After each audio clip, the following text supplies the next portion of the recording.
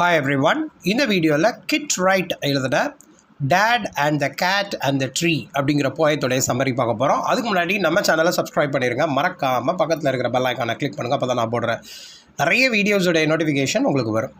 Kit right 17 June 1944 பிறந்த famous British writer, British children's literature எழுதுகிற famous writer அப்படின்னு சொல்லலாம். ஸோ இவருடைய ரைட்டிங்ஸ் பார்த்திங்க அப்படின்னா மெயினாக அடல்ட்ஸ் அண்ட் சில்ட்ரன் ஃபோக்கஸ் பண்ணுற மாதிரி இருக்கும். குறிப்பாக இவர் வந்து ஒரு 25 புக்ஸ் எழுதியிருக்காருங்க. இவர் நிறைய அவார்ட்ஸ் வாங்கியிருக்காரு. ஆர்ட் கவுன்சில் ரைட்டர்ஸ் அவார்ட் வாங்கியிருக்காரு. அப்புறம் ஜெஃப்ரி ஃபேபர் மெமோரியல் ப்ரைஸ் வாங்கியிருக்காரு.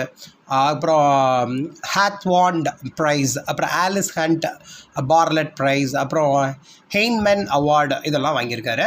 சரி, வாங்க இந்த போயத்தை பற்றி பார்த்துருவோம். அதுக்கு முன்னாடி, அதாவது the Dad and the Cat and the Tree அப்படிங்கிற இந்த போயத்துக்கு முன்னாடி இதில் உள்ள கேரக்டர்ஸ் முதல்ல பார்த்தலாம். மொத்தம் 3 கேரக்டர்ஸ் இருக்குது. 3 கேரக்டர்ஸில் டேட் ஒன்று, கேட் ஒன்று, அப்புறம் ட்ரீ ஒன்று. ஏன்னா அந்த டைட்டிலே அவங்க சொல்லிட்டாங்க இல்லையா, கிளியராக சொல்லி முடிச்சிட்டாங்க யார் யார் இதனுடைய ஃபேமஸ் கேரக்டர்ஸ். ஏன்னா அதை பற்றி தான் அந்த போயமே சொல்ல போகுது. ஸோ இது வந்து ஒரு ஃப்ரீ வேர்ஸ் போயம். இதுக்கு வந்து ஒரு போயம் வந்து ஒரு என்ன இன்சிடென்ட் அப்படின்னா, ஒரு மார்னிங் டைமில் ஒரு கேட் வந்து ஒரு டால் ட்ரீயில் வந்து மாட்டிக்குது. உடனே போயட் என்ன பண்ணுறாரு அப்படின்னா, இந்த போயட் வந்து இந்த போயத்தில் வந்து ஒரு சைல்டு மாதிரி, சைல்டு தான் போயட்னு வச்சுக்கோங்களேன். ஸோ அவர் வந்து அவங்க அப்பாட்ட போய் சொல்கிறாரு, அப்பா இந்த எப்படியாவது இந்த கேட்டை வந்து காப்பாற்றிருங்க அப்படின்னு சொல்லும்போது, அவங்க அப்பா என்ன பண்ணுறாரு அப்படின்னா, இம்மீடியட்டாக போய் ஒரு லேடர்னா ஏணி, அதை கொண்டு வந்துட்டு அந்த ட்ரீயில் கிளைம் பண்ணுறாரு. ஸோ அதுக்கப்புறம் என்ன நடக்குது, என்னென்ன பிளான்லாம் வச்சு அந்த அந்த கேட்டை வந்து சேஃப்கார்ட் பண்ண நினைக்கிறாங்க. கடைசியில் அந்த போயத்தை அந்த கேட்டை வந்து ரெஸ்கியூ பண்ணாங்களா இல்லையாங்கிறது தான் இந்த போயத்தில் சொல்லியிருக்காரு நம்ம கிட் ரைட் அப்படிங்கிற ஃபேமஸ் பிரிட்டிஷ் ரைட்டர். சரி, வாங்க அதை பற்றி பார்த்துருவோம். அந்த போயத்தை பற்றி பார்த்துடலாம். முதல்ல இது வந்து ஒரு ஃபன்னி போயம், அதாவது ஹியூமரஸ் போயம் அப்படின்னு சொல்லலாம். நான் சொன்ன மாதிரி 3 கேரக்டர்ஸ் தாங்க, டேடு, கேட், அப்புறம் ட்ரீ. அந்த டேட் வந்து அந்த ட்ரீயில் வந்து ஒரு கேட் ஸ்ட்ரக் ஆகி இருக்கிறத தன்னுடைய சைல்டு சொல்லி வந்து பார்க்குறாரு இல்லையா. ஸோ அதை வந்து காப்பாற்றலான்னு நினைக்கிறாங்க. உடனே அந்த அம்மாவும் உண்டு தான், அதெல்லாம் அவங்க மைனர் கேரக்டர்ஸ் மாதிரின்னு வச்சுக்கோங்களேன். அவங்க வந்து சொல்கிறாங்க, இந்த மாதிரி கொஞ்சம் ஜாக்கிரதையாக கேருங்க அப்படின்னு சொல்லும்போது, இல்லை எனக்கெலாம் கிளைம்பிங் தெரியும், நான்லாம் அசால்ட்டாக தட்டி தூக்கிடுவேன் அப்படின்னு சொல்லிட்டு அவர் கிளம்புறாரு. அப்புறம் அவர் கடைசியில் அவர் காப்பாற்றினாரா இல்லையா, எத்தனை பிளான்ஸ் அவர் வச்சுருந்தார், இதெல்லாம் இந்த போயத்தை நம்ம ரீட் பண்ணோம் அப்படின்னா அந்த போயத்தோடைய கிளைமேக்ஸ் வந்து ரொம்ப இன்ட்ரெஸ்டிங்காக இருக்கும். சரி தானே. அவர் வந்து plan A, plan B, plan சிலாம் வச்சுருக்காரு. அவருக்கு வந்து ரொம்ப செல்ஃப் கான்ஃபிடென்ஸ் உண்டு. எப்படின்னா, நான் வந்து ஒரு கிளைம்பர், நான் வந்து கிரேட் கிளைம்பர், நான் வந்து அசால்ட்டாக எடுத்துருவேன் அப்படிங்கிறாரு. ஃபஸ்ட்டு பிளான் என்ன பண்ணுறாரு அப்படின்னா, ஒரு லேடர் எடுத்துகிட்டு வந்து அந்த லேடரை வந்து ட்ரீயில் வச்சுட்டு அது மூலிமா ஏறிடலாம் அப்படின்னு பிளான் பண்ணுறாங்க. பட் அந்த லேடர் வந்து ஸ்லிப் ஆகி கிரவுண்டில் விழுந்துடுறாங்க. இது வந்து பிளான் ஏ நடக்குது.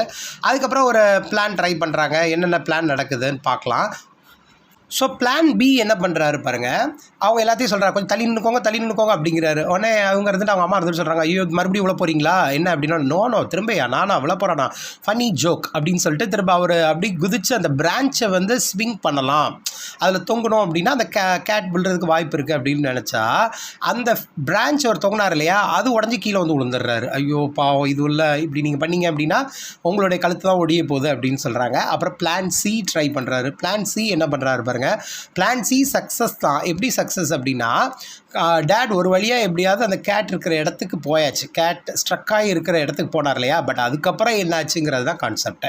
ஸோ இந்த போயமே ஒரு ஸ்டோரி நரேஷன் கான்செப்ட் மாதிரி தான் இருக்கும். சரிதானா. ஒரு இன்ட்ரெஸ்டிங் ஒரு ஸ்டோரியை ஒரு போயம் ஃபார்மேட்டில் அவங்க பண்ணியிருப்பாங்க. குட்டி போயம் தான், எந்த ஒரு ரைம் பேட்டர்ன்லாம் அவங்க யூஸ் பண்ணியிருக்க மாட்டாங்கங்க. அதை ரீட் பண்ணும்போதே நமக்கு புரிஞ்சு போயிடும், ஒரு கான்வர்சேஷனல் பேட்டர்ன் மாதிரி இருக்கும். பட் இது வந்து பொயட்ரி ஃபார்மில் இருக்குது. ஒரு மார்னிங் அப்படி தான் ஸ்டார்ட் பண்ணுறாங்க. ஒரு கேட் வந்து அந்த ட்ரீயில் மாட்டியிருக்குன்னொடனே அந்த டேட் சொல்கிறார், விடு நான் பார்த்துக்கிறேன், ஏன்ட்ட விட்டுரு அப்படின்னு சொல்கிறாங்க. அது வந்து ஒரு வாப்லி ட்ரீ அப்படின்னு சொல்கிறாங்க. வாப்லி அப்படிங்கிறது அன்ஸ்டெடி அப்படிங்கிறத மீன் பண்ணும். அன்ஸ்டெடினா நான் அதை நம்பிலாம் ஏறலாம் முடியாதுங்கிறது தான் வாப்லி. ஏறினாலே அது அங்கிட்டு வாபிள் ஆகும் அப்படிங்கிறதா. பட் அது வந்து பெரிய ட்ரீ. மாம் என்ன சொல்கிறாங்க அப்படின்னா, வேண்டாம் நீங்கள் அப்படி ஏறினீங்க அப்படின்னா நீங்கள் விழுந்துருவீங்கன்னு நினைக்கிறேன், அது எப்படி ஏறிச்சோ அது மாதிரி வந்துடும் அப்படிங்கிற மாதிரி சொல்கிறாங்க. உடனே டேடுக்கு வந்து ஒரு ஈகோ மாதிரி, நானும் அது விழுந்துருவேனா? இல்லை என்னை மாதிரி கிளைம்பரை நீ பார்த்துருப்பியா அப்படின்னு சொல்கிறாங்க. சின்ன பிள்ளைலாம் நான் நல்லா விளையாண்டுருக்கேன், அந்த மாதிரி கிளைம்பிங்லாம் ஏறி விளையாண்டுருக்கேன், பார் இப்போ நீ வெயிட் அண்ட் சி அப்படின்னு சொல்லிட்டு இமீடியட்டாக அந்த கார்டன் ஷெட்டு, ஒரு கார்டன் பக்கத்தில் ஒரு ஷெட் இருக்குது, அந்த ஷெட்டில் இருந்து ஒரு லேடரை தூக்கிட்டு வந்து வச்சிடுறாங்க. அதில் ஏற ட்ரை பண்ணப்போ ஸ்லிப் ஆகிடுது. நல்ல வேலை அவர் கீழே விழுந்தது என்னது, ஒரு ஃப்ளவர் பெட் மாதிரி, அது கார்டன் தான் இல்லையா, ஸோ ஒரு வழியாக விழுந்தோ எந்திரிச்சோ அப்படிங்கிற மாதிரி மீசையில் மண் ஒட்டாமல் எந்திரிச்சிட்றாரு. உடனே அவரே சொல்லிடுறாரு, பரவாயில்ல பார்த்துக்கலாம் அப்படின்னு சொல்லிட்டு அவரே சொல்ல நெவர் மைண்ட் அப்படின்னு சொல்லிட்டு அவருடைய கீழே விழுந்தோடனே அந்த மண் ஒட்டி இருக்கும் இல்லையா, அதெல்லாம் அந்த டர்ட்டெல்லாம் தட்டி விட்டுட்டு அப்படியே ஹேரெல்லாம் கொஞ்சம் அட்ஜஸ்ட் பண்ணிவிட்டு ஃபேஸ் எல்லாம் டச்சப் பண்ணிவிட்டு அவர் பேண்ட்டை அந்த ட்ரௌசர்ஸ் போட்டிருக்காரு இல்லையா, அதை அட்ஜஸ்ட் பண்ணிக்கிறாரு, ஷர்ட்டெல்லாம் கொஞ்சம் நீட் பண்ணிக்கிறாரு. சரி பரவாயில்ல, பிளான் ஏ தானே ஒர்க் அவுட் ஆகலை, we will try plan B அப்படின்னு சொல்லிட்டு, சரி நம்ம ஏணி வச்சு தான் அந்த கேட்டை ரெஸ்கியூ பண்ண முடியல, பிளான் பி போகலாம். உடனே அதுக்கு அவங்க சொல்கிறாங்க, மறுபடியும் நீங்கள் கீழே உள்ள போகிறீங்களா ஓகே அப்படின்னு கேட்குறாங்க. உடனே அதுக்கு இவங்க சொல்கிறாங்க, ஃபாலா, no no no no no அப்படின்னு சொல்லிட்டு இவரும் திரும்ப இது ஒரு ஃபன்னி ஜோக் அப்படின்னு சொல்லிட்டு தான் நான் ஏற்கனவே சொன்ன மாதிரி அவர் அந்த ஸ்விங் மோட் மாதிரி அதை பிடிச்சி ஆட்டுறது, அந்த மரத்தை கிளையை ட்ரை பண்ணுறாங்க. பட் அதுவுமே அவருக்கு ஒர்க் அவுட் ஆகலை. பிளான் பியுமே அதுக்கு அந்த பிரான்ச்சை பிடிச்சி தொங்கலான்னு பார்த்தா அது உடஞ்சி போயிடுது கம்ப்ளீட்டாக. ஏன்னா அது ஒரு ஃப்ரெஜைல் ட்ரீ மாதிரி தான் சொன்னேன் இல்லையா, அன்ஸ்டெடி வாப்லி ட்ரீ. அவனே அது ஒர்க் அவுட் ஆகலை. சரி பரவாயில்ல, ஒரு பர்டிகுலர் பாயிண்டில் வந்து உட்காந்துட்டாரு. அவனே அம்மா சொல்கிறாங்க இங்கேருந்து, ஐயோ வேணாம் நீங்கள் இந்த மாதிரிலாம் பண்ணாதீங்க, அப்புறம் உங்கள் கழுத்தை நீங்கள் உடச்சிக்கிட்ட மொமெண்ட் ஆகிற போகுது அப்படின்னு சொல்லும்போது அப்பா சொல்கிறார், இல்லை நம்ம டார்கெட் என்னது, அந்த கேட்டை எப்படியாவது ரெஸ்கியூ பண்ணி ஆகணும் அப்படின்னு சொல்லிட்டு, rubbish no now we will try plan C அப்படின்னு சொல்லிடுறாரு. என்னப்பா இது plan A plan B plan சின்ட்டு நீங்கள் வாட்டு பிளானாக போட்டுட்ருக்கீங்களே தவிர அந்த கேட்டை ரெஸ்கியூ பண்ண கதையாக இல்லையே அப்படின்னு சொல்லிட்டு இந்த சைல்டு நின்று பார்த்துட்டு இருக்காரு. சைல்டு தான் நம்ம போயிட்டேன்.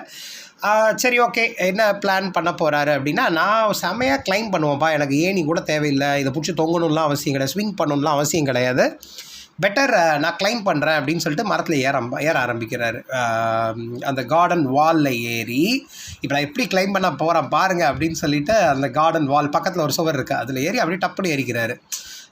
பரவாயில்ல, ஓரளவு அந்த ஃப்ளாட் அந்த ட்ரீயோடைய ட்ரங்க்கில் ஏறி நல்ல ஒரு கரெக்டான பொசிஷனில் ஏறி உட்காந்துட்டு கேட் பக்கத்தில் அந்த பிளேஸ்க்கு போயாச்சு. அப்பாடா எல்லோரும் ஹாப்பியாக ஃபீல் பண்ணுறாங்க. யார், நம்ம போய்ட்டோடைய அம்மா, அப்புறம் அந்த சைல்டு. அப்பா கேட்டை எப்படியாவது காப்பாற்றிட போகிறாங்க அப்படின்னு சொல்லிட்டு மேலே ஏறி உட்காரும் போது என்ன ஆகுது அப்படின்னா, அந்த கேட் இருக்குது பார்த்தீங்களா, அது இம்மீடியட்டாக ஒரு சவுண்டு விடுது, மியாவ், அந்த சவுண்டு தான் அது கத்துது இல்லையா. அப்போ என்ன பண்ணுது பாருங்கள், அது அந்த பிளேஸில் இவர் கஷ்டப்பட்டு ஏறினார், plan A plan B plan சின்னு 3 பிளான் போட்டு மேலே ஏறினவர்.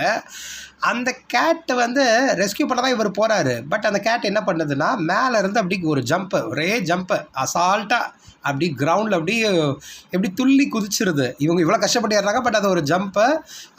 லேண்ட் ஆகும்போது ரொம்ப சேஃபாக அப்படி சூப்பராக அப்படி ஜம்முன்னு குச்சி இறங்கி ஓடிடுது. பார்க்கும்போது அப்படியே ஒரு சிரிச்ச மாதிரி அது சிரிக்குது. அந்த எப்படின்னா, அந்த கேட்டு பார்க்குது, ஐயோ நம்ம இவ்வளோ பிளான் ஏ பிளான் பின்னு போட்டு சின்ன ஹர்ட்டு, அப்புறம் டர்ட்லாம் ஒரு மேலே பட்டுச்சு இல்லையா. பட் அந்த கேட் அழகாக அசால்ட்டாக ஜம்ப் பண்ணிவிட்டு எந்த ஒரு